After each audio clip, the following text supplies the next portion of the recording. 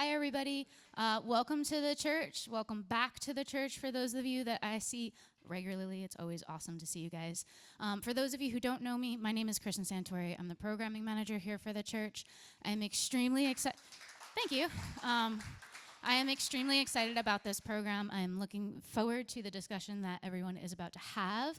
Shout out and thank you to Abby Russell, our collaborating partner at Sticks and Stones, for pulling this all together for us.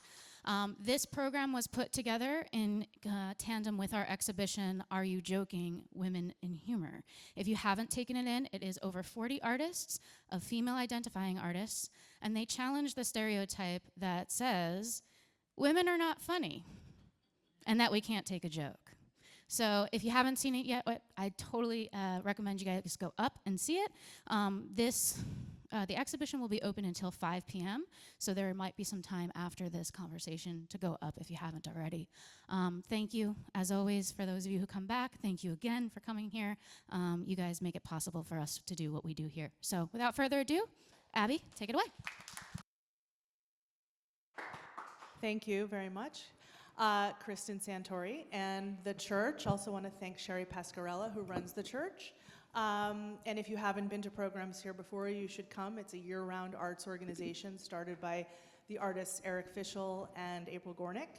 And they do amazing things here year-round. And I started Sticks and Stones Comedy Club in Southampton, which is also year-round. We have comedy shows and films throughout the year, so come on by to that as well. We're thrilled to be here, and I have an incredible group of people here on this panel. I'm so thrilled you could all come out for it. So I'll just give you a little brief bit about everybody, and then we're going to talk about women in comedy, but we're also going to talk about just cancel culture. We're going to talk about how the Me Too sort of movement affected women and being funny. But I also then want to move away from just women in comedy and talk a little bit about what it's like now, because there's a lot of prescriptions on what we can say and not say in the world today. So, welcome. I'll start to my left. Kestrin Pantera is a filmmaker. She is a writer-director. The New York Times called a force. Her film Pretty Problems won the South by Southwest Audience Award and many other awards. She plays the cello and also sings with David Wayne and Ken Marino in their band called the Middle-Aged Dad Jam Band, which is great. And she just directed another short, which is screening tonight at Sticks and Stones Comedy Club, but she also just finished filming her next feature with Tiffany Haddish and the Sklar Brothers and Weird Al Yankovic and a lot of other great people. Then there's Nancy Parker, who's to Kestrin's left. Nancy started out as one of the first female stand-up comedians in the early 70s in New York City, and she helped pave the way for other female comedians to follow. She succeeded while attending the All-Boys Club and has appeared on major talk shows such as Arsenio Hall, Merv Griffin, and on and on and on, had a recurring role on ABC's show The Sledgehammer. She's also performed her comedy at Carnegie Hall. She's also an incredible impressionist, does a lot of celebrity impressions. Then to Nancy's left is her friend, Joy Behar, who you all know from her role as co-host on The View. But Joy also is an incredible comedian and performer. She won 3 MAC Awards and a Cable Ace Award. She was on the show Politically Incorrect. She was on WABC for many years, where she talked about politics and humor. She's a playwright now. She's doing an incredible show that you could see at Bay Street Theater later in the summer. She's amazing. And then Caroline Waxler, who is to her left, who is amazing. Caroline is a woman of many, many hats. She has performed stand-up comedy, also has written for many comedians, including her aunt, Joan Rivers. And besides comedy, Caroline has written for other television shows and specials, including Good Morning America, the Oscar ceremony, lots of other shows, and she's also works with the Writers Guild of America and runs their podcast and is doing incredible things. So, without further ado, I'd like to ask everyone here what it's like to be a woman in comedy and in humor, and if there really is such a question, or whether it's just a human in comedy and humor. Joy, can I start with you? Well, when we started, when Nancy and I, it was tougher than it is now, I think, because, you know, the feminist movement is on the march constantly now, and people are understanding that women are just as funny as men. But it was difficult. I mean, I have to confess myself that when I met my second husband, I did not even tell him that I was doing stand-up for a year, because I wanted him to be sexually aroused, and I thought, hey, who's going to be sexually aroused by a bitch with a microphone standing in front of people being powerful? And I didn't tell him. Of course, it was insulting to him later when he found out I did that, because he's quite supportive. But that was the response that we had, with that women have to be nice and quiet. Well, those days are over, thank God. No, I have to agree with that, because when I started, you know, it was like you waited in the back, and it was any new comic, really, but I remember that there were shows that, you know, when I started, it was myself, maybe, and Elaine Boozler at the Improv when we started in '71, and she had done it before me. She was a little more seasoned than I was. And there was that kind of thing of like, you know, what do you do? Stand up, you know, what's that? Stand-up comedian. Really? A woman? You write for somebody? No, I do it myself. And I didn't really do the actual stand-up type stuff. I did characters, I did impressions at the time. And it's interesting because, and I don't want to hog the mic, but basically at the time as I went on, and I just did impressions, now I do more stand-up with it, it was like impressions, as you recall, Joy, was like a step above a prop act.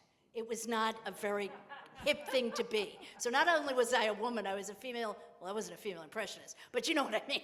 I did impressions, and it was like kind of a taboo, if I will say. So that was my kind of thing. Not like Carrot Top, though. No. Well, he does the props, yeah. But you were on stage the first night at the comic strip with Billy Yes. Crystal and Yes. Robin Williams came Yeah. through, and you had, and you too, Joy. Both of you had to, you know, you really hang out at these comedy clubs and be part of that Yes. all boys club, and Yes. kind of muscle in to get stage time, because at that time, 70s, 80s, there was like one woman on a lineup. There was, and the owners of the comic strip came to me, Richie Tink and one of them, and I was a Catch a Rising Star, and they came to me and said, we're starting a club down the street. I said, okay, well, yeah, this is where I work. He says, would you do opening night with us and get some of the comics from here? We have a relationship with Rick Newman. They actually got along very well, and we just want to open up a new club. So they came to me, which I was surprised as a woman, but because they saw that, you know, for whatever reason, they thought I knew a lot of people, which I did, and we managed to get people over that opening night, and that was very exciting. So at that time, it was very exciting to be in somewhat of a powerful position that they came to me and said, can you get some comics over there that you know that would be good, because we'd like to have you At there. the time that I started, which was in the 80s, there was a club downtown on University Place in the Village called Comedy U, Comedy University. And Bert and this other guy, I forget his name, they had Thursday nights was women night. Right. Only women. And it was like a safe space for us to be. And we killed it those nights, you know. To go from that to what she's describing as Catch a Rising Star, where the Bridge and Tunnel crowd came in and you had to follow Robin Williams and Rodney Dangerfield, that was a little harder to do. So we felt it was a place to learn how to do the job because of the niceness and of the people who did that for us, which was lovely. But you see the way That's a really good segue, just in Yeah. terms of safe space and women, because you know, Joan Rivers, your aunt, she really How kind is of. she your aunt? Can I find out? Go ahead. That's what, My mom's sister. she's your mother's sister. Yes, Oh, both of blessed memory, wow. yes. But Joan They really. would all lie about who was older. I had no idea till my mom died. Joan really started to use comedy as a way to express vulnerability, as a way to, you know, talk about women's place in the world, and you know, she had an incredible work ethic, obviously, up until the day she died. But Maybe you could just talk a little bit about how that informed your getting into comedy and as a performer, but then also as a writer and producer. Well, I think it informed so many things. She really was a workaholic in the best way. I mean, if I was ever feeling lazy, I always think, what would Joan do? I mean, working all the time. And really, she was the matriarch, the breadwinner of our family. I mean, we really felt it when her career was up and down and, you know, vacations and private school and all the things. So we were in it with Joan's career. And she worked and really, I mean, we were there for The Tonight Show and, you know, her own show falling apart. And then when she came back in New York and really kind of, she would do, what I really was most impressed about Joan is she would take any job. Nothing was too beneath her. At the time she did QVC, it was a joke. I think Cher at the time was in a down moment in her career and doing infomercials late night. Joan took QVC, which was in Philadelphia, which was not her New York or LA or the suburbs of Philly, and just made it something huge. And at the end, that was, she just took it as the opportunity. She was on, not only was she making money, but she was also getting exposure to a whole new audience. And even E! At the time, I mean, who wanted to be the presenter and the host of the red carpet? That was not a thing. I mean, interviewing people who, you know, were getting awards that she probably would have liked to have gotten, but she did it, and it was great, and she turned it into her own opportunity. So I took that from her, as just make the opportunities where you can. Say yes to everything. So she would famously say, and it was great. I think she was a little shocked when I started doing stand-up. We were in a meeting. We were pitching a book, and I don't think it ever went anywhere. It was Joan and Amy Rosenblum. Do you remember Amy? They were pitching kind of like an intergenerational advice book, and I was like, I'm going to try stand-up. I'm going to do this thing at Caroline's tonight. She was shocked. But then we ended up writing together. She did these very silly shows. What was it? Judge Joan on what was then Court TV for Henry. Can't remember his last name. And then I would write for her, and we did Bravo. Henry Schliefer? Maybe. And then we did a Bravo show, which was, with all due respect, the gay version of The View. Was it Jim McGreevey? You know, to talk about Joan, you have to talk about what came before us. Because Joan, Toady Fields, and Phyllis Diller were really the pioneers of the business. And all three of them were bashed because they did what they called self-deprecating material. You know, Phyllis came out in a crazy outfit and made fun of herself. And Joan, oh, I'm so fat, whatever. And then, who's the other one? Toady was fat. And she would Mom's Mabley and Mom's Mabley would trash her husband mostly. Right, and hit on the young guys, you know. Yeah. I went out with the young guy the other night, you know. I'm just saying. But the self-deprecation, we had to fight that in a way. The second tier, we were the second tier, I think, because people thought that we were being against women. But what's funny, if you want to make fun of somebody, before she could make fun of Elizabeth Taylor, which she did relentlessly, Joan did, she first had to go after herself. Then you could make fun of somebody else. But if you're just going to be a bitch and just say Elizabeth Taylor's fat, not good enough. And let's not forget Carol Burnett and sort of slapstick and physical comedy and Lucille Ball. I mean, so all of these women sort of paved the way for everyone who came after. And just to dovetail on Joan's work ethic and how and in improv comedy, it's the age-old yes and is how you get to the next place in comedy. Kestrin Pantera, who's just flown in from LA, is a filmmaker, and she is one of the greatest examples of a work ethic bar none,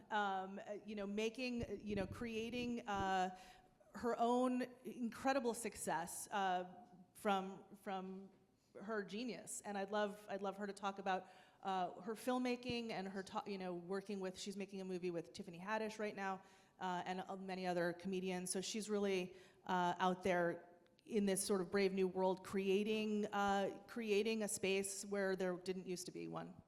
So I think I was one of those people that lived in a house with 5 guys, so I've always been very surrounded by dudes talking shit. And so that's a very comfortable space for me to live in. And like now I play in a rock band, which is basically with all the members of the state, right? So it's like exactly the same thing, but you gotta be able to, I call it like gleaming and glomming, like know when you're glomming onto someone else and know when it's your time to gleam, right? So when it's on my set and the state guys come in, then I'm gleaming, and when it's their show, then I'm kind of glomming.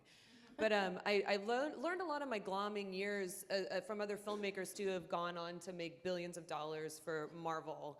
And one of the things, they invited me into their sets. I've been so incredibly supportive, so I didn't really feel like I had to punch my way in so much as I was invited to observe on the sets of these music videos and commercials were where I really started. And I would get to, one of them who went on to direct some of the biggest movies of all time was like, you gotta learn how to edit. And you gotta beg, borrow, steal, and you have to, if you're gonna be if you wanna act or if you wanna be in movies, you need to film yourself every single day and learn how to edit, because that's gonna be the blocker for who gets to see your stuff and who doesn't. So I encourage anyone who wants to do that. That's my sage wisdom. And after you make 100 short films, then, you know, a feature is only like 50 shorts, and, you know, I've already made, you know, I can do that. And so everyone in my movies, you know, my last 3, I've directed 4 features, and I pretty much have a female DP on every single movie. I have a female department heads of every single department on pretty much every movie. And I remember, you know, one of the, like the last movie that won South by, we were looking around and we were like, everyone was a woman, all the crew and most of the cast. And we were joking, like, we should really give guys a shot. You know, they need some opportunities because they're not gonna hear. And so it is really cool to see how the work that other people have done has trickled down into me, who is getting a lot of the benefit, and a lot of the actors. And you know, one of my most exciting things from this last movie was just getting to, Wayne's World is my favorite movie, and I got to cast Tia Carrere as my best friend and hang out with Tia Carrere for a month, and Weird Al Yankovic and Tiffany and all these great people. And it was really cool for her to come back in and say, wow, I was the only one.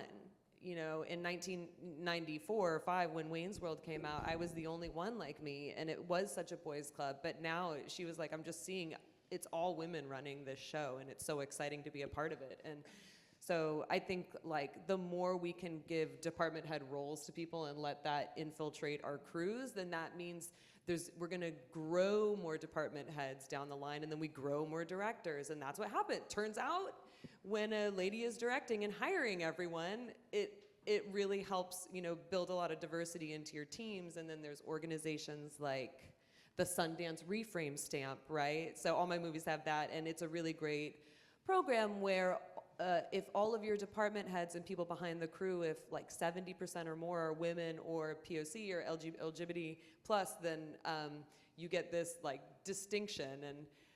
And I also feel like Bridesmaids, it was a really big turning point, right? Where it was like, people can't be hot and funny, right? And make money. So like Bridesmaids, you know, Judd Apatow's film, you know, made a ton of money, and so it was all women in the cast, primarily starring in the cast, and it made a lot of money, and it was a big blockbuster. And then it was like, oh, women can carry a film, you know, that whole. And be hot. Like, it's so weird, right? Where you're like, I don't want to tell my husband because I don't know if he'd want to. And it was Jill right? Clayburgh's last film, which, interestingly enough, she played, you know, Kristen Wiig's mother in that.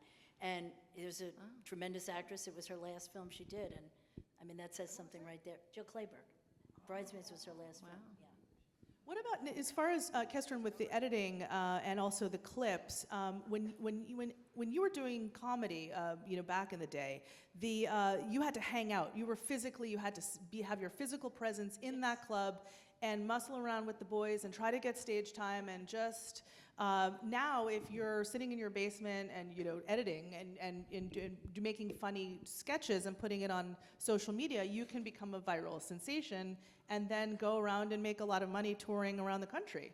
But like, so what's the difference? The same thing, though. No, You have to put in you got to put those 10,000 hours in. Yeah, yeah. And now I see that, especially in the city, I don't know outside, whatever, there are these little pop-up comedy clubs in the backs of bars that a lot of these new comics kind of bring their friends in to do it. I don't think they make a dime, but they kind of go. So it gives them a chance. Nothing like what we went through, because we were in these main hot comedy clubs, the Improv, Catch a Rising Star. We were the little ones coming in. We sat there, but we also got to hobnob with like Jay Leno, any of these guys getting off stage. You know, they would sit, and sometimes they'd watch us, or they'd have to go home and go to bed because we're still there at 3 o'clock in the morning, waiting to go on for 2 drunks.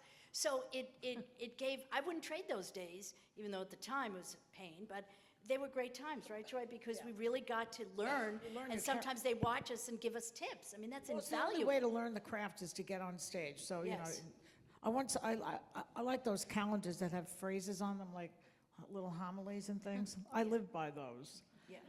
And one of them said, do what you can with what you have where you are.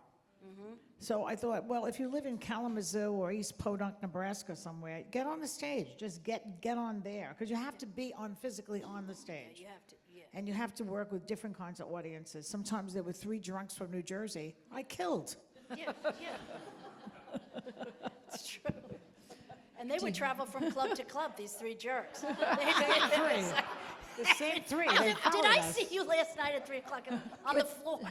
It's like, Can I ask a question about the women night versus like the catch nights?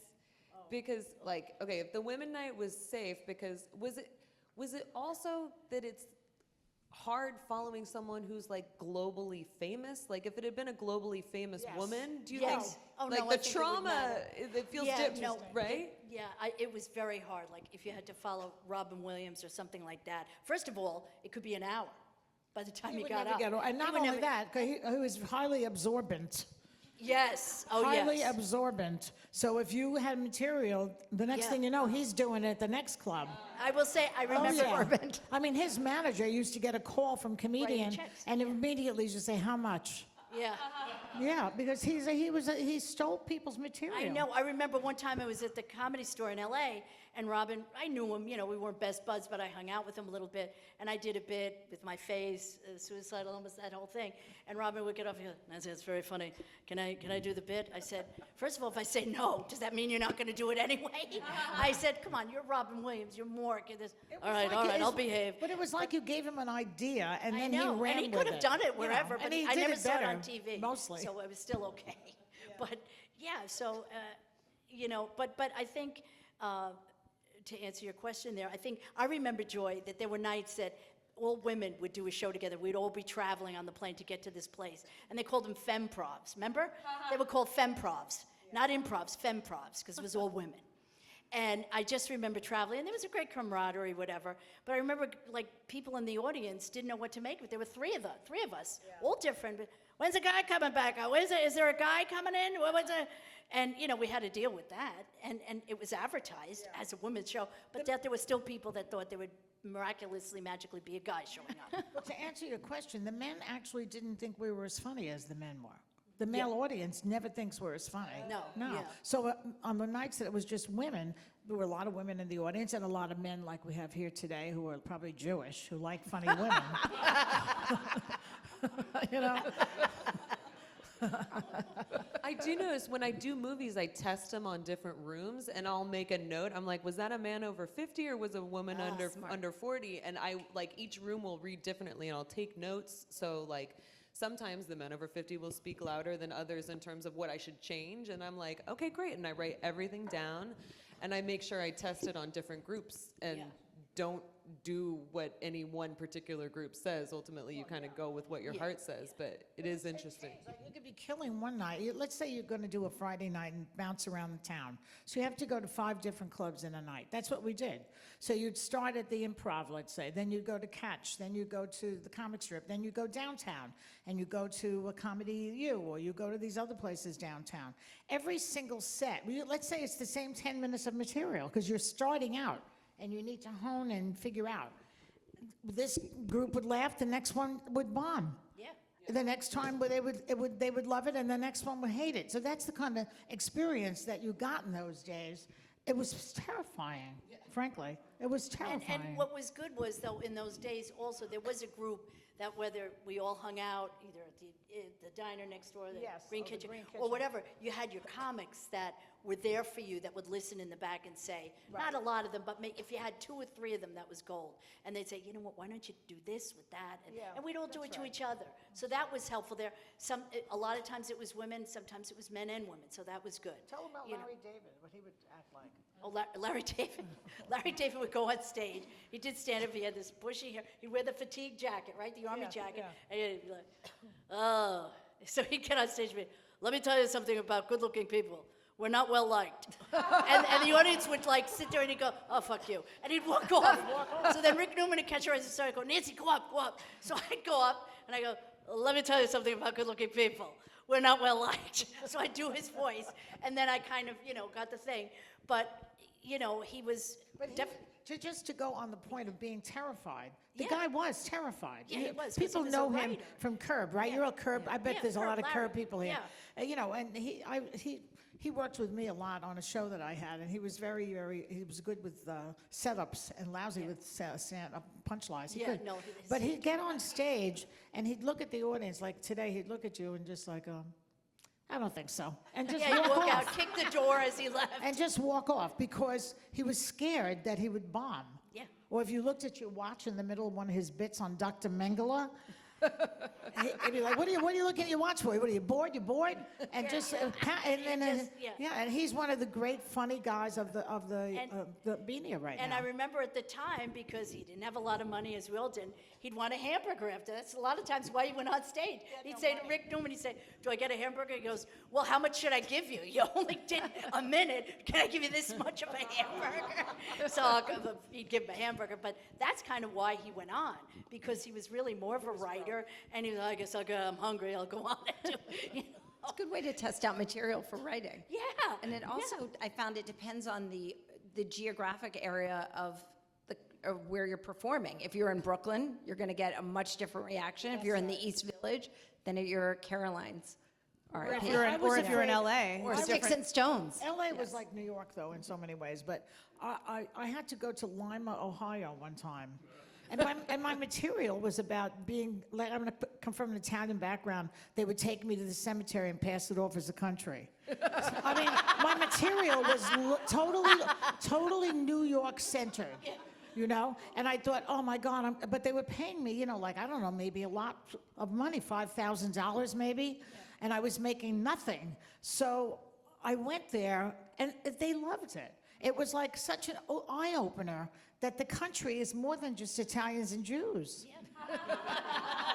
I couldn't believe it. So you talked about. And then they laughed too. Famously, Jerry Lewis did not like women comics. And there were a lot of people who, not so famously, don't like women comics. Yeah. So when you got off the stage and someone said, oh, you're so funny for a woman. How did you feel? How did you respond? And do you think we're past that? I mean, now with post Me Too, and people just say, they're not afraid to talk back. What do you think about where we are in our culture that way? Funny for a woman. Yeah, you're so funny for a woman. I mean, in those days, I probably didn't have a comeback. Maybe I'd be, you're pretty dumb for an asshole or whatever.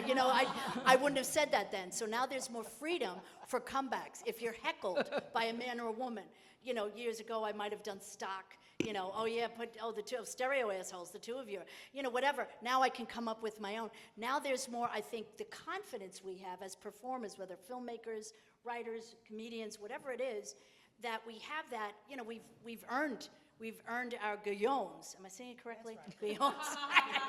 Yeah, Irish, what do I know? But we've earned that right, and I think that we can handle it now. So it's not as pertinent, I will say. It's not as much as it was. But every once in a while, and I think now people think they're funny by saying it. It's like, it's not like, you're really funny for a woman. It's like, you're funny for a woman. No one says that anymore. No, Yeah, it's done. I've seen it once in a while. Yeah. We're funny now, guys. But I get, you're funny for an older woman. So there's this. Oh, do you really? Oh, yeah. Yes. Oh, yes. I said, excuse me, I have to get my wheelchair and run you over, okay? So people are still, yes, but there's still, you're going to find the potential a-hole in the audience that feels, but I think women today just have that more confidence because, and not everyone's been through, the situations that Joy and I have been through, whether it's, as I say, filmmaking. I just think that we have a history. We have a history of performing, being funny. We've proven we're funny, and I think we can go on that on the backs of the women before us and with us and next to us now. But men still don't want to date us. Tell the Oh, truth. well, please, They don't. But in the early 70s, like women had to get a male signature to even get a credit card in the 70s. And then so we're, now fast forward after Me Too, and then with cancel culture now. So we have the confidence now to do that zinger back, but we can't, we're also prescribed in sort of by the cancel culture and in what we can actually say. And as creative people and as comedians and writers, how do you operate within the sort of prescription of cancel culture? I mean, I think you just have to read the room no matter where you are. I was in a writer's room not too long ago, and it was just a completely different mindset. It was a much younger generation than I am, and there are just so many things that I found funny they did not. It was just very straight-laced. So cancel culture can be anywhere, It was It's interesting. destroyed comedy. Yeah. It's completely ruined comedy.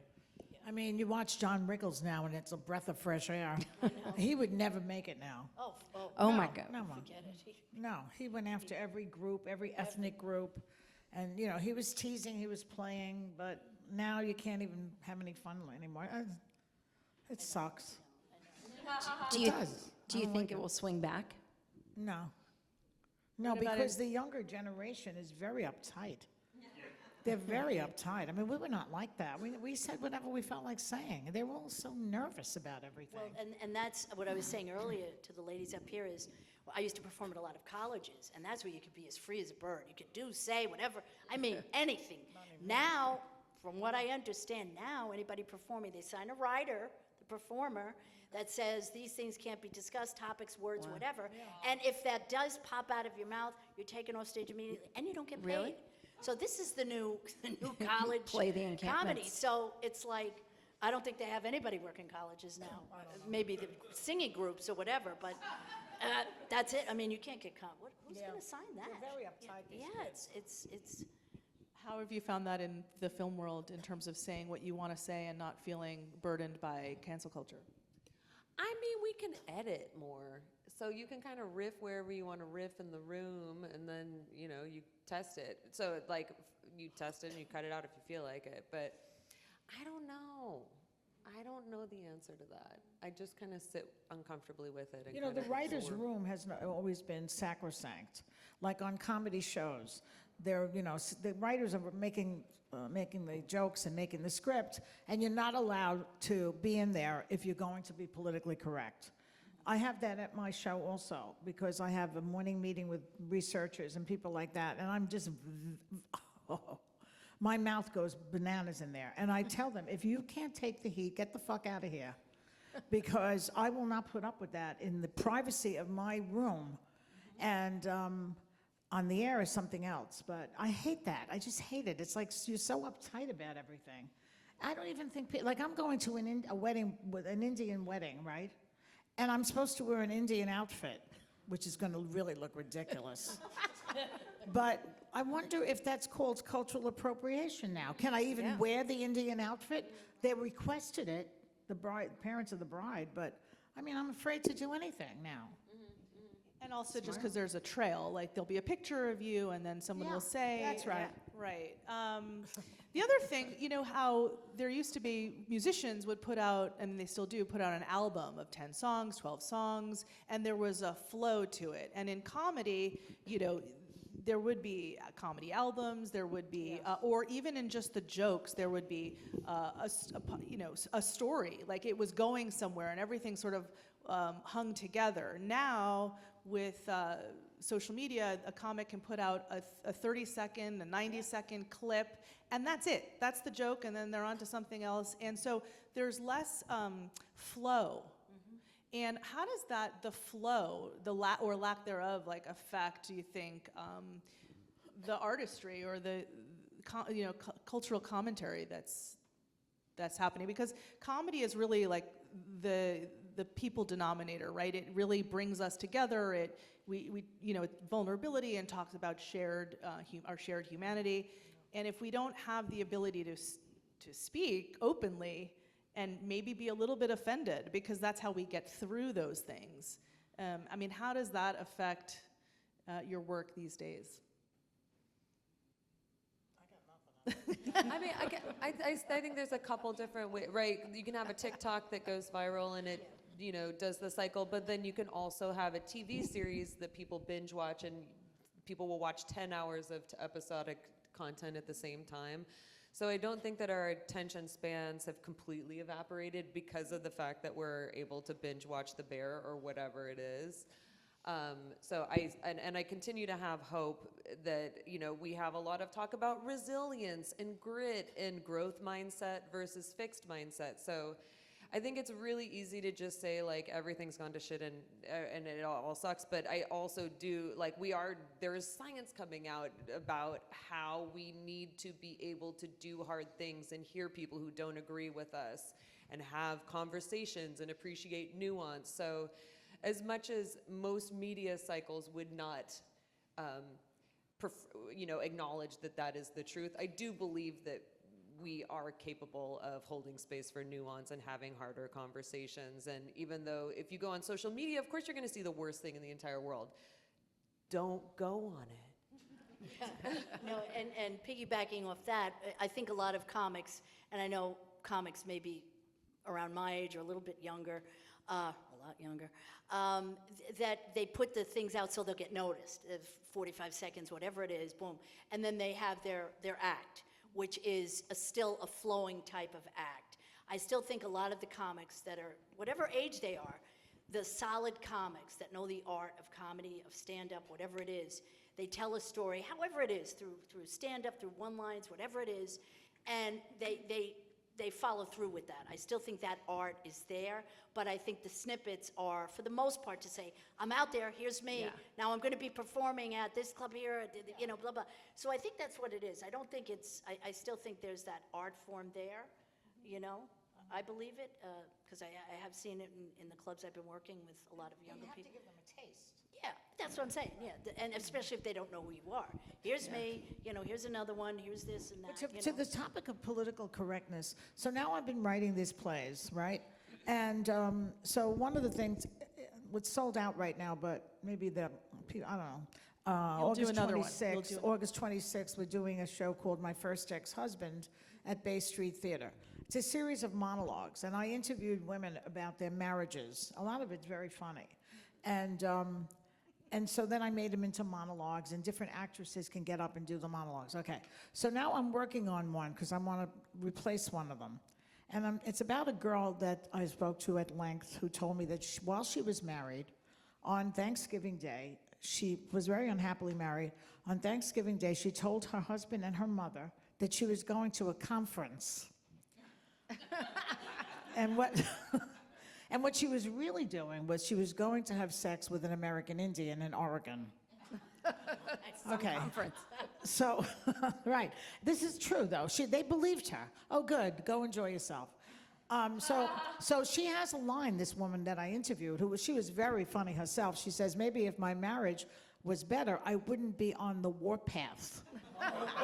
Great line, right? So somebody who's working with me said, maybe you should take that line out. It's so wrong against the Native Americans. But that's what she said. That's what she said. She's the character that is informing you about her marriage. That is her. Even at Bay Street, when I went to see, the subject was roses. There's an anti-Semitic character in it. And they put it on the playbill. Don't be offended by the anti-Semitic. Because the character is the anti-Semite, not the people who put the play together. Yeah. So I find it disheartening and annoying, frankly. And it ruins, as I said, see, I got a laugh out of this crowd. It'll kill. Yeah. And I have to take it out. No, I'm not taking it out. No, and it's always been the thing that theater and theater, you had a certain license with theater, theatrical license, call it whatever. And the fact that this woman actually, you're verbatim quoting her is ridiculous, because theater has always been of the thing, as many, as filmmaking as well. But it's always been like, you're on the stage, you have theatrical license, just, if you're an actor, say the playwright's words, whatever. But the point was, that was always sacrosanct. Part of the problem, Nancy, is that it happens in the room, and then it goes out into the internet, and it's all over the place. That's part of the problem. Taken out of context. Taken out of context. Right. Talking about writers' rooms and how, they're really more, there's more parity there now. But back when there was, maybe one woman writer, or, Caroline, I know you're very active with the Writers Guild of America, and also as a writer yourself in different writers' rooms. Like, how do you think, where do you think we're going in terms of parity, in terms of, feminism, and now women can really say what they want, but at the same time, maybe there's cancel culture around what they have to say. I actually think it's swinging so much in the other direction. I have so many guy friends who I've written with who cannot get a job, who cannot get a writing job. Yeah. So, I mean, maybe they're more mid-level, and if you're, a Judd Apatow or whomever, you can get a job. But yeah, a lot of people really are having trouble and kind of taking a beat from the business. So it's very interesting. But I mean, still you have a lot of the late night shows, which are primarily, filled with men in the writing room. Maybe they have one or two women. There was this was about 10 years ago, there was that big thing with The Daily Show. I think they showed some images and there was maybe one woman there. But yeah, now it's really a thing where friends of mine who are white guys who are writers are really, they're having, it's almost too much, where they have tons of experience and they're having trouble getting jobs that they would be great white male, they're having trouble. Yeah. There's never been a woman in late night. You notice that? Well, except for Joan Rivers for a couple of episodes, right? But that didn't last long. Right. No. And that girl who. And then Chelsea Handler for a Chelsea hot minute. Handler. What's the other Yeah. girl too? I can't remember. But then there are some really, like, at the same time, it's like, then there's a Black Lady sketch show, and then there's Key and Peele, and then there's Good Trouble. There's all these amazing shows that, like, I grew up watching SNL, and that is usually the gold standard, but I do notice that the funniest sketches that I quote all the time are Key and Peele, and I thank God for that. So Yeah. it's opened the world in a lot of wonderful ways. Or maybe when people look to the late night shows, they really want that tradition of seeing a white guy in a suit, sitting there. It's about who's watching at that Yeah, hour, too. that's very true. Yeah. And you're also talking about network. ABC, Yeah. CB, the other that you're speaking of is more cable, Netflix, whatever it is on HBO. So that's the difference there. Networks are still the different animal as to what goes and what's being said, and you can't do this, and, Joy, what's one of the experiences that you've had when you were really performing comedy where you were either felt super offended by something that happened because you were a woman, or you were super elated by Off camera? Off the stage? Yes. Sexual harassment? Yes. Well, and back in the day when dinosaurs roamed the earth and we was doing stand-up, there was no HR, there was no Me Too movement. You had to handle that yourself.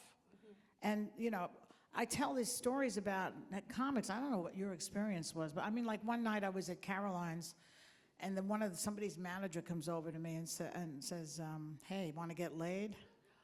I said, yeah, see anybody? Now, I tell you that story. I tell you that story because that's how a comedian handles sexual harassment. And take a page, because that's the best way to do it. Just nail them to the cross right in the moment, and a lot of women can't. They just can't do it. They haven't got the training, or they're scared or something, or so we have to stick up for them. And I remember, and back in the day, a lot of times we were staying in these condos on the road. And you'd be the only woman in a condo, right? So I would lock that door, so there'd be two guys and they're snorting coke or whatever they're doing. Hey, Nancy, come on out, come on out. And I'd be like, oh, the chair is there. I'm pushing this, and this was how it was. They didn't put you in a hotel or nothing like this. You stayed in these condos. I mean, and they were just they were Pest getting, control in more ways than one Yeah. in those condos, right? Yes, exactly. And forget that they were maybe throwing the furniture around, whatever they were doing. I didn't want to come out for any reason till I know they had passed out. When I knew they had passed out, I'm like, okay, now I can go walk over them and get something out of the refrigerator. But that was scary stuff. You didn't know I didn't know these, I knew them from stage. I wasn't living with them for a weekend, and now here I am. And that was Mitzi Short, the Comedy Store. On top of the fact You that know, they and don't all think these you're other funny. ones.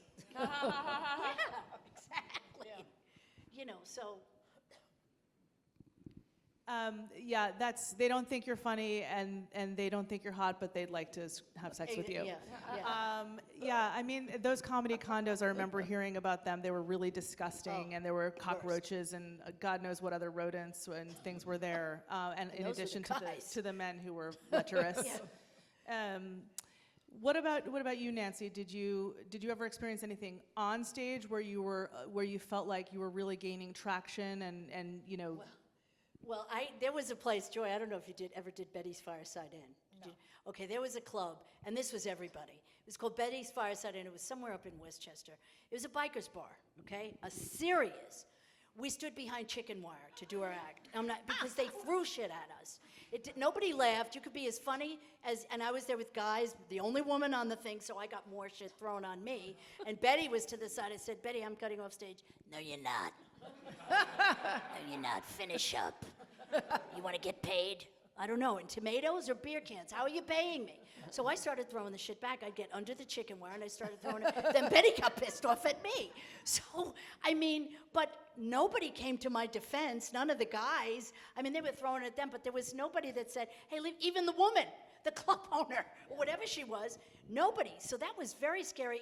You'd hear stories, oh, you're going to Betty's? Oh, shit, you better wear armor, whatever. And I'm like, yeah, what are you talking about? It can't be that bad. It was bad. And, and then one other time, I was playing a club in Atlanta, Punchline out there, and the guy called me aside, he says, so you're supposed to get this tonight, right? He goes, how about I pay you in cocaine? How about, I said, maybe you don't want to shove it up your ass, maybe your nose, but no, I take cash. We agreed cash. And he was very hesitant to give me the money until I made such a stink about it. I said, well, I'm going to go out, and I'm going to tell the audience that's entering here that you're running a coke thing here. I said, and don't think I won't, because and that was that. But to have to deal with that, I was surprised at the guts I had at the time, because sometimes I was very, kind of mousy, whatever. But I just thought, okay, that is just awful. I don't know what he said to guys. Maybe the guys, they wanted the coke. I don't know. But I was like, that's just not happening. They did want it. Yeah, they did, probably. But no. Did you ever feel when more women started to come in, like Susie Essman and more of the contemporaries started to come, and could you travel together, or was it still just one woman on a lineup? Just one. They didn't like to put two women on, and they'd say, we're doing it for your benefit. Say, you don't want to have to compete with another woman. But the guys would come on and do masturbatory material, constantly with the masturbatory. I don't know why men are obsessed with that, but they were. And if you did one period joke, they turned on you. But if you had two women, they didn't like two women on this because it was not good for you. Like if Nancy and I would be on the same, as if she does the same thing I do. She doesn't. You know? And now, like in Kestrin, with the movies that you're doing and really elevating women to crew position, important crew positions, head positions. How do you, what's the difference now? The feeling of the camaraderie and the support and the sort of the woman to woman love and raising each other up. Oh, it's okay. So there's certain times when I go to someone who's more experienced, and sometimes a dude, and I end up getting a lot of lectures when I'm the one who's going to hire them. And I find that I listen to them talk for an hour. And I'm like, okay, well, I want to have respect and I do want to learn, but I notice when I go to interview a woman, they ask me questions and I tell them what I want and then they do it. And that's a very different thing. So I've noticed when I need to be the one telling people what to do in the most efficient way and get it executed, that my days, I get, 70% more valuable footage with actual jokes in it that I can edit after the fact. And I'm like, thank God I hired that person who listened to me for the hour as opposed to the one who lectured me for an hour. Because filmmaking, you're only making a movie for a couple weeks and then you have to edit it for 6 months. And usually you're like, God damn it, I wish I'd gotten that extra take, or I wish that I hadn't let them talk me out of getting what I knew that I wanted. And so much of filmmaking is just being able to say, not be talked out of asking for what it is that you know that you need in order to get it done. And so there is a lot of confidence in order to just say, like, look at, be it an actor or your collaborators or your department heads. And it really is important to have department heads who do what you say and ask for what you want and don't try to talk you out of it. That's why they call Barbara Streisand a bitch sometimes, because she wants what she wants, and she's not the only one. But what you're describing is being assertive about your work and being called a bitch. Yeah, but if I hire the DP who shot my last 2 movies, I'm certainly never called a bitch to my face. And I get what I need. And it's usually with a smile and a kindness. And that trickles down. And she's the boss of the entire set. So that trickles down to just like being able to work. And I have noticed that when I don't hire that particular DP, I often regret it. And I'm like, I don't have what I need. Like, I only got 1 barely usable take from that angle, and it would have been nice to have 4. And also Do you trusting think your Roman Polanski and Woody Allen and Francis Ford Coppola put up with that shit? No. No. but also trusting your instincts. Like you said, you knew what you wanted, and you just needed someone to take your vision and get it done, and not lecture you. Yeah, and like even with actors though, like I've had, it's always a negotiation with everyone you're filming with. They're like, I think we got it. And I'm like, you're gonna be shooting a TV series next Wednesday, and 6 months from now, I'm gonna wish that I had asked you to do this in this way right now, please. Because I'll be alone in a basement, mad at you and mad at me, So, and I think that there's ways to be kind and empathetic and assertive at the exact same time. You don't have to be a raging sea. The trusting your instincts, though, I think that's a key piece for any artist, but particularly a woman artist. Trusting your instincts and having the fortitude to go and get it done and go forward with it. And as performers, specifically, with the noise of the guys and also especially the people saying you can only put 1 woman on a stage, or how did you just plow through and be ferocious about your art? Well, I think for me, I just knew it was more than a dream. It was a passion. And I knew it when I was younger, and I was a performer then. And I just knew that I had to do whatever I had to do to get on that stage, to learn the craft, to do what I had to do. And I think just getting there, getting that first audition at the Improv with Bud Friedman there, the big guy there, and passing that night, that was huge for me. I knew what was coming before me. So each step to me was like a huge hurdle. And I had to rely on, can I do this? Yes, I can. Okay, I have to do all this other stuff to do this. I have to get up at, whatever it was, 8 o'clock and go to the coffee shop and do the, but it was worth it. It was worth it because I knew I kind of had the vision. I think, we say have a vision, and I think artists in general need to have that vision, and women especially, whatever it is, you have to have that, and I think you have to have that passion that kind of is in there, like a fire, if you want to call it that, and that just know that you can do it. And yeah, you're going to come up against a lot of crap, and it's going to push you back. It's going to push you back, and you just got to, like what they say, for 1 step forward, 10 steps back, not 2. Got to keep plowing, and then you meet people like Joy, who I've met, and I'm meeting you ladies today and everything, and it's really about, and you mentioned kindness. The sisterhood, and you mentioned kindness, I believe, and you both mentioned kindness. That's so important because it's, people say show business is a cutthroat business. It is. It is. There's no getting around it. Well, we had to But- teach the women, I remember when it Yeah. was just all women at those clubs that I mentioned before. Yeah. We had to teach each other to be supportive of each other, because I observed that men were more supportive of each other than the women were. And they would say, you know, there's a club down there, and I'll put you in touch with the booker. And the women were not behaving that way. You know, so whatever prejudice was coming down from the top was trickling down to the women.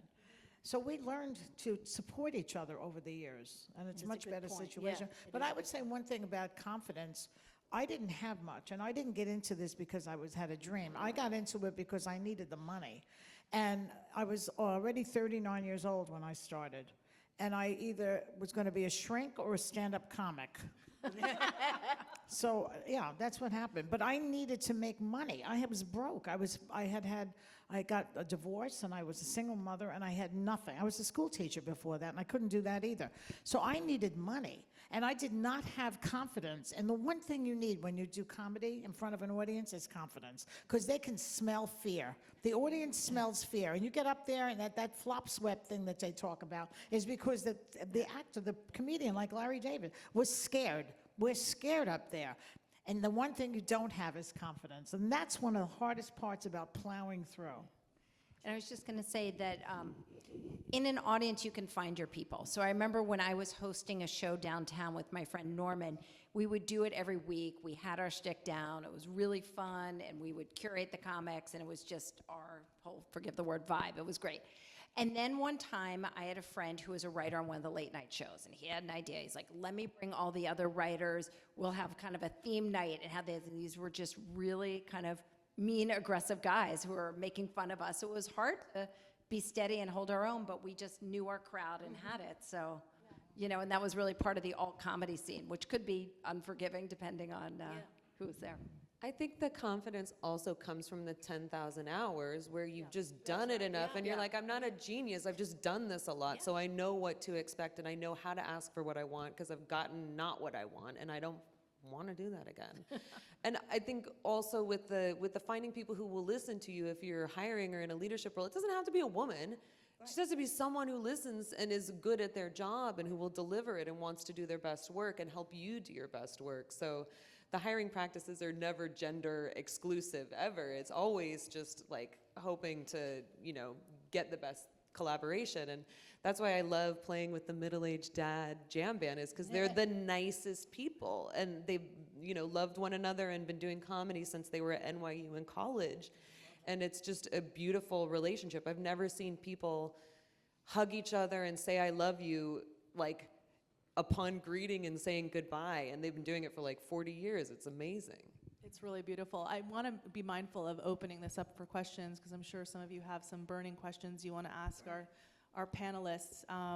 There might be a mic out there. Okay. Does anyone have any questions? Right here in the front. Cancel culture, and just I can see that really that's not a joke. You're down about that. Where does comedy go then? And I know there's the self-deprecating. You're saying you have to say you're fat before you call somebody else fat, but I mean, how long do we say we're fat? No, but it's a good question. I don't know where comedy goes now with the cancel culture. I mean, I think, I think people are starting more to tell, if they tell more about themselves. I see comics coming up now, different ages, and they're talking more about themselves, but not in a deprecating way. This is what I've been through with jokes, whatever. I talk about myself being sober for 37 years. And a lot of it's very funny. So I see that people are more personalizing stuff within their stories that I think that can maybe override some of the cancel culture because it's about them. It's about them. Now, I may be wrong about that, but I'm seeing if it's more personal, that isn't self-deprecating, just kind of making fun of what you've been through and I'm on the other side or whatever, that may be a part of what can change, what can go, because I am seeing more of that. And, how the social situation, the political situation may affect that story that they're telling about how they've been through, without just going on saying something that could cancel them. It's like woven in their story, kind of, if that makes sense. I noticed that nowadays young comics are not so funny as they are substantive, I would Yeah. say. That you don't have, I noticed that, like, they don't get up and kill. We had to really kill. You had to get a laugh every 6 seconds on that stage, or you were out. Nowadays, they seem to get up there, they have a story about when they got an abortion, or, you know, or they had a near-death experience, and they tell this for like an hour. And people seem to really get into that. But it's not the stand-up that we grew up with. No. It's not the same as Rickles and David Steinberg and Robert Klein and Joan Rivers. It's just not the same anymore. So I don't know, does that contribute to the political correctness or not? I'm not sure. There are different angles, though. So, like, we're doing a short tonight at your comedy club, The Sticks and Stones. It's a James Bond-style action comedy told from the point of view of the Bond girls. And it's just basically that James Brand in our movie is this kind of doofy dude, and the concept is like there's this cabal of people who run the world behind the scenes, and they run your bank account in your house. It's women, and it's just real life. And like there's slapstick fighting, they motorboat each other, they 69, they beat the crap out of each other, and then when you'll have to come see it tonight at 7 o'clock at Sticks and Stones in Southampton. But you know, I just made the movie because I was like, Octopussy doesn't show up until an hour and 10 minutes in Octopussy. You don't see her. Ana de Armas is in No Time to Die for 5 minutes. And then the other other Bond babe was in like, you know, one of them for 8 minutes total screen time. And I'm like, well, what are they doing when they're off camera? And isn't Octopussy supposed to have 8 pussies? Where are the other 7 pussies? That's why I made, right? And so like, we can talk about that and we don't need to like say we're fat. No one was fat. Right, and I'm not a stand-up comedian, but like I think that there is room. There's room to be funny in the future. As you're talking, I'm thinking we're so worried about saying this and that, and we have a presidential candidate who says whatever he goddamn pleases, and has people at his rallies saying, you know, lock her up or whatever they're saying, and where they vote for this guy. That is at the top of the list here, and we're worried about a comedy club being offensive. I'm just saying. It's a joke. Such a valid point. Over here. I did have a related question for Caroline. Just how would Joan's comedy have changed or have had to change given this? Yeah, I Or agree with did it? Joy, and it probably wouldn't have. She'd probably be canceled multiple times. I mean, you know, but people still pass around her videos who appreciate her sense of humor. I mean, there's the one where she's talking about, you know, which one? The deaf, yes, from the movie. Well, she was talking about being deaf, I'm talking about deaf people. And somebody in the audience got up and said, well, my son is deaf and I'm offended. And she went, oh, please, shut up. I think what do you think I'm doing up here? I'm trying to make you laugh. Get away from your miserable life. You know what I mean? Exactly. Exactly. I think she also said her mother was deaf, which I don't know was true necessarily.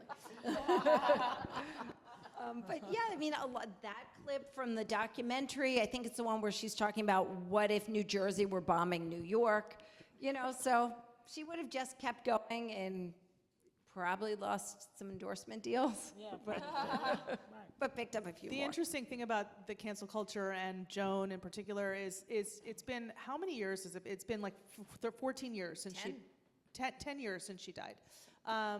But people, she's an icon. She's just a celebrated icon of culture and of comedy, and people still, you know, value her so much, even though some of the things might have been offensive in quotes, right? Because she was speaking truth to power. She was speaking her own, and Don Rickles, and look at Gilbert Gottfried too. He was canceled. But I mean, there were, you know, as time passes, and you Lenny could Bruce. see. Lenny Bruce, right? You could see, and you know, you could see things with the hindsight of history. I wonder where we'll net out, once in 20 years from It now. shows you, doesn't it, how powerful comedy is? Yeah. They're threatened by comedy, they're threatened by humor. Trump, I hate to harp on him, but I'm obsessed with him right now. Right now. But anyway, he can't take a joke.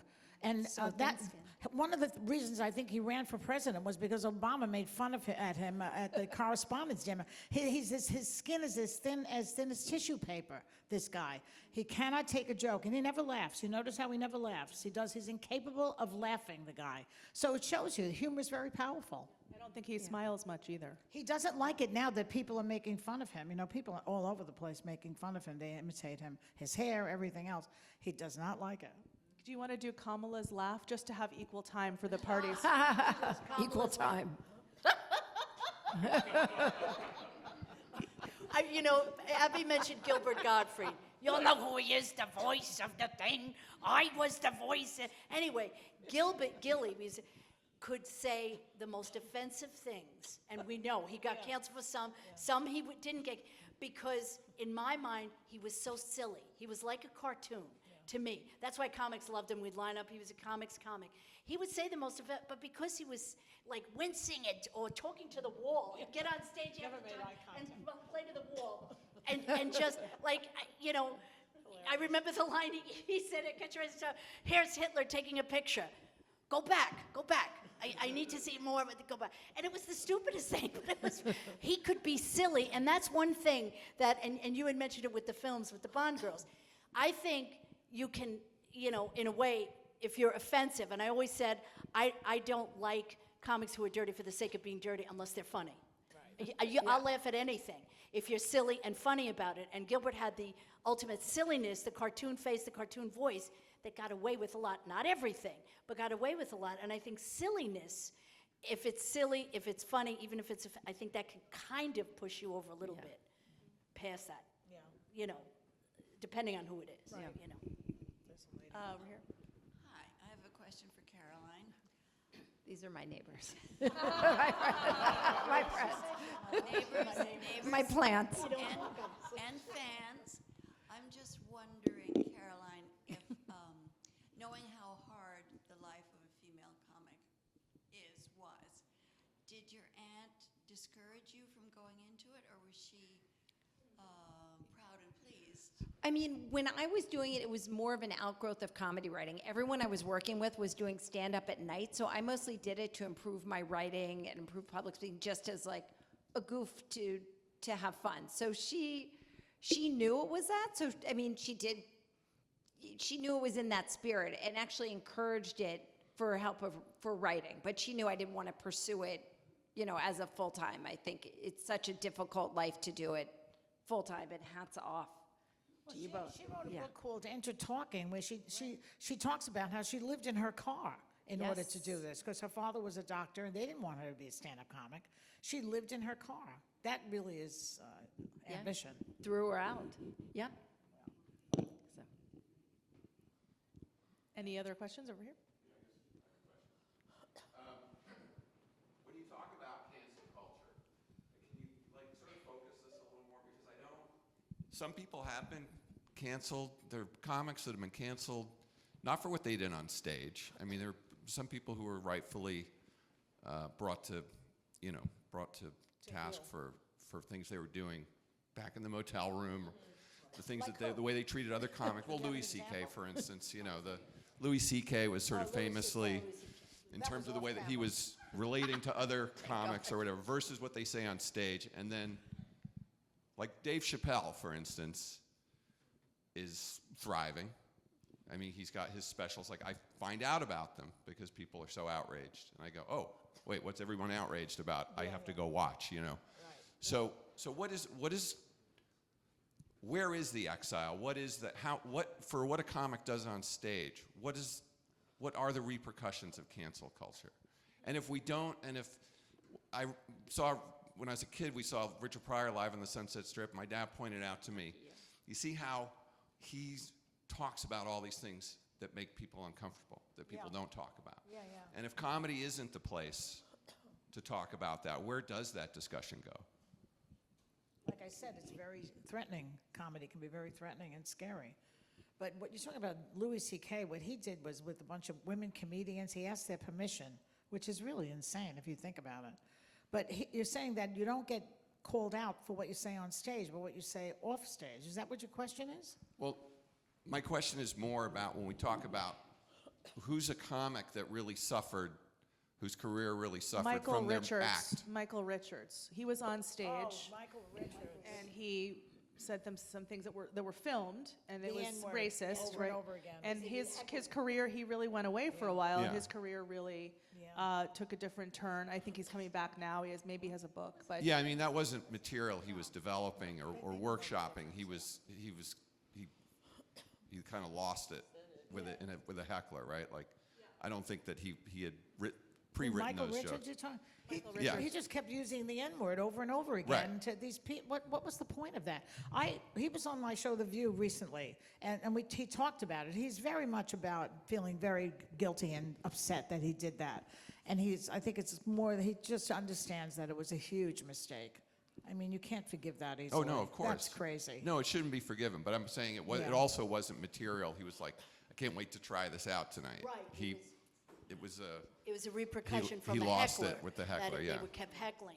You know, Whereas, there is a point for cancel culture in a way, but I mean, you can't just go around calling people pejorative names like that. You just can't do that. You can't make fun of people because they're a different race, just out of the blue.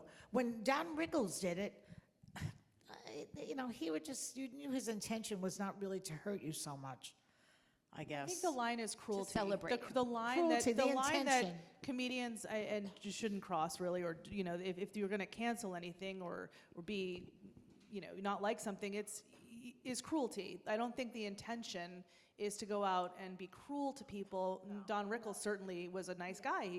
And he'd always sing at the end of it, "I'm a nice guy," you'd always be, oh, God bless you. God bless you, right? That was, God bless you. to sort of like temp the temperature down a little. What about Kathy Griffin? I mean, Oh, the head? She was canceled by the Trump head? thing. The head. or, I mean, is she over now, or? No, I mean, she's back. She's back. She never bounced back from? That was an interesting period in history, wasn't it? Because a lot of people, like he got shot the other day, a couple of weeks ago, and hit his ear, supposedly. And people were like all over the place saying, why did he miss? I mean, and so how come they say it now? And when she did it, she was thrown out of the business.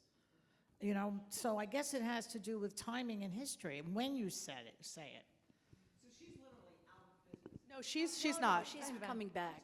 But Louis C.K. is also sort of back. I mean, he's selling out arenas, and he's back. Yeah, I think sometimes these people take a pause, but they don't stay away forever. Anybody else? You do have a follow up? Well, I mean, that's my question. So how is it? So is it real? Is it a chalk line? Like, when you say that this can or can't be done because of cancel culture? Is it just about? I mean, is it just about taking a 5-year break to do education? Well, I think, and you made a good point, Abby, the cruelty. If somebody puts their own, let's say, prejudices in there, and they're taking a group of people or whatever it is, and really making it uncomfortable, and where people are like, wow, that's just mean. It's not funny. I'm not finding it funny. They're just venting pretty much about a certain group. And I think, in that respect, that's if it's not funny and it's mean-spirited and it seems to come from some kind of prejudice, you can tell.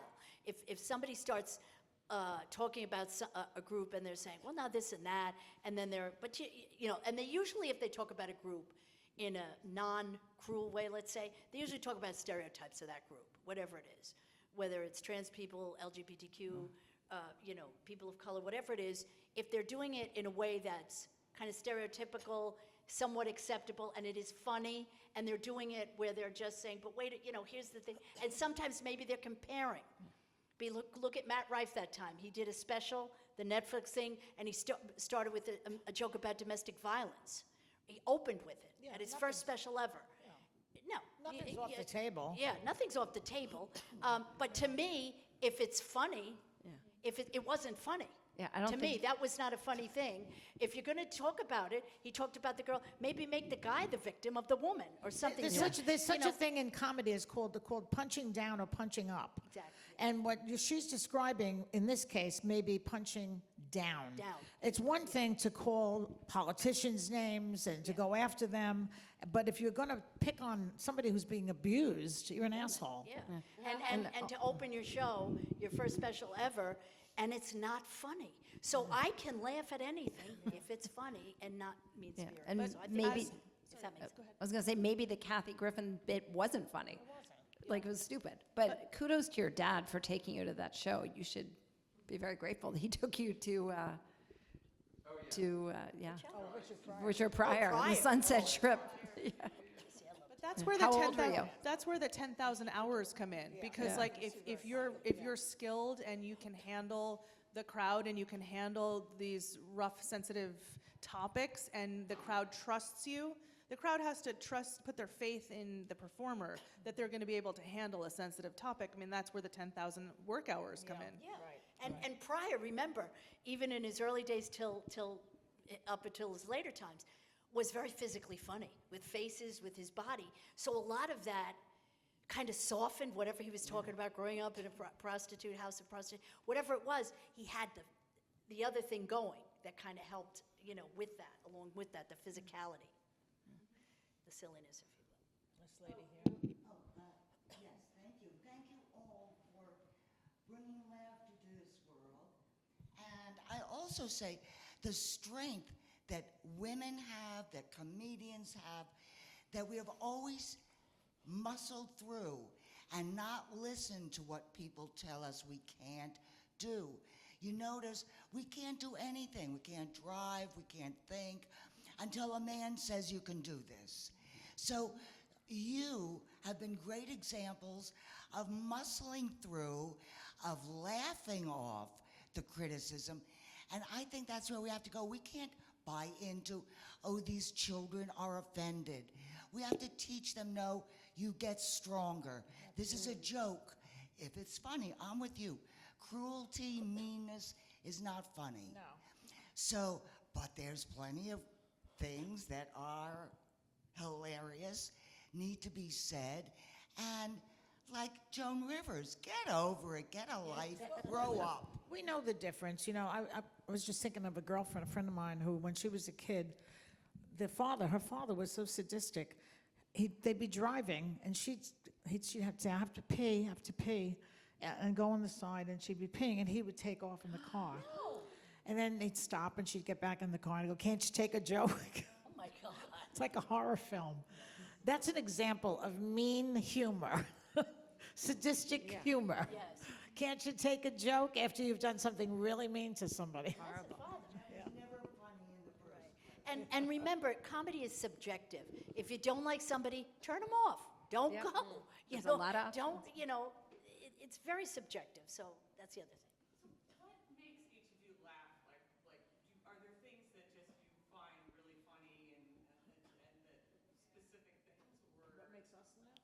yeah. Really laugh hard? There's a chicken on Instagram. Oh, yeah. Yeah. Some of the reels pop up, and honestly, I know it's mean. People falling or people scaring somebody, and I can tell when it's fake and when it's real. They're really being scared. I laugh my ass off at that half the time.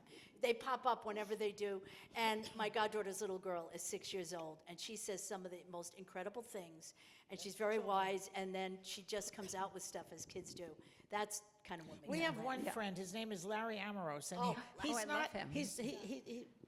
We worked with him at Catch a Rising Star.